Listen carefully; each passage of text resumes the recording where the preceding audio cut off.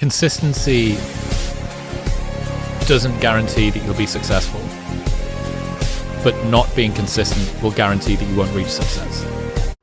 Welcome back traders in the another video of our trading challenge fund. जैसे कि आप लोग देख सकते हैं 33,900 है। 50 से हम लोगों ने स्टार्ट किया था। प्रॉफिट एंड लॉस स्टेटमेंट देख लेते हैं। मैं सोच रहा था कि अब मैं इसमें ज़्यादा टाइम दूंगा, पर मैं अभी भी टाइम दे नहीं पा रहा हूँ एक्चुअली, क्योंकि मैं मेरे मेन पोर्टफोलियो में बिजी हूँ। वहाँ पे बहुत सारे चेंजेस करने पड़ रहे हैं। बैंक निफ्टी जो मैं करता था वो अब वैसे काम नहीं कर रहा है, काफ़ी चेंजेस करने पड़ रहे हैं। कल मैंने इसमें ट्रेड ज़रूर लिया था और कल मैंने सिर्फ 2 ही ट्रेड ली थी और मैं ज़्यादा टाइम इसमें दे नहीं पाया था। ये दोनों ही मैंने आफ्टरनून के बाद ही ली थी।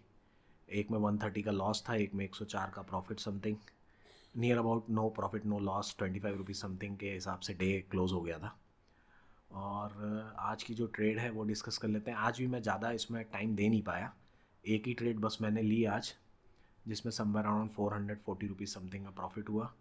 और वो ट्रेड भी मैंने समवेयर नियर अबाउट 1128 समथिंग को ली थी और उसको मैंने फिर 1159 समथिंग को बुक कर लिया। तो जब इसमें में जब ये एम बना रहा था तब यहाँ पे मैंने इसको शॉर्ट किया था और ये ऑलरेडी एक्चुअली यहाँ पे 4% से ज़्यादा ऑलरेडी अप था। और फिर मेरा जो इसमें टारगेट था 550 का वो आ गया, उसको मैंने बुक कर लिया। उसके बाद ये फिर वापस साइडवेज जाके ऊपर चला गया। कुछ और ट्रेड ज़रूर दिख रही थी पर मैं ले नहीं पाया। निफ्टी भी मैं आज सोच रहा था बाय करने का, पर आज मैं निफ्टी भी बाय कर नहीं पाया एक्चुअली। निफ्टी में जब ये काइंड ऑफ ये ट्रायंगल बना रहा था यहाँ से और इसका ये ब्रेकआउट दिया इसने, तब मैं सोच रहा था कि इसमें बाय कर लूँ।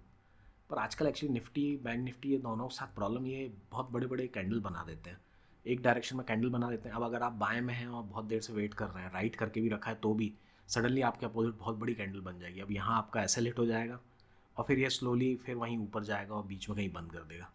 ये सब प्रॉब्लम बहुत हो रहे हैं। जब से एक्सपायरी एवरीडे कर दी थी तब ये ज़्यादा होने लग गया था। मुझे लग रहा था कि अब, जैसे आप लोगों को पता ही है कि एक्सपायरी अब वीक में एक ही कर दी है, सिर्फ निफ्टी की और सेंसेक्स की। तो मुझे लग रहा था कि शायद ये अब ठीक हो जाए, पर बहुत सारी जो वॉल्यूम है बैंक की वो निफ्टी में ही आ गई है, इसलिए अब यहाँ पे भी ये स्पाइक वाला कांड चालू हो गया है। देखते हैं, जो मैंने स्ट्रेटजी जो मैं कर रहा था वो तो वर्क नहीं कर रही है निफ्टी में, और बैंक में भी वो वर्क नहीं कर रही है। तो मैं अपने जो मेन पोर्टफोलियो है उस पर भी कुछ कुछ चेंजेस कर रहा हूँ। देखते हैं, कुछ टाइम लगेगा पर will be able to find something. इन्हें स्टॉक्स भी काफ़ी सारे, I think 40-50 new stocks add कर दिए हैं ऑप्शंस में। यहाँ से भले ही बैंक निफ्टी की एक्सपायरी ऐसी कर दी है, पर ये अपने रेवेन्यू को कंट्रोल करने के लिए ऑप्शंस में बहुत सारे स्टॉक्स इन लोगों ने बढ़ा दिए हैं। देखते हैं कैसे करना है। Okay guys, that's it from my side. Thank you.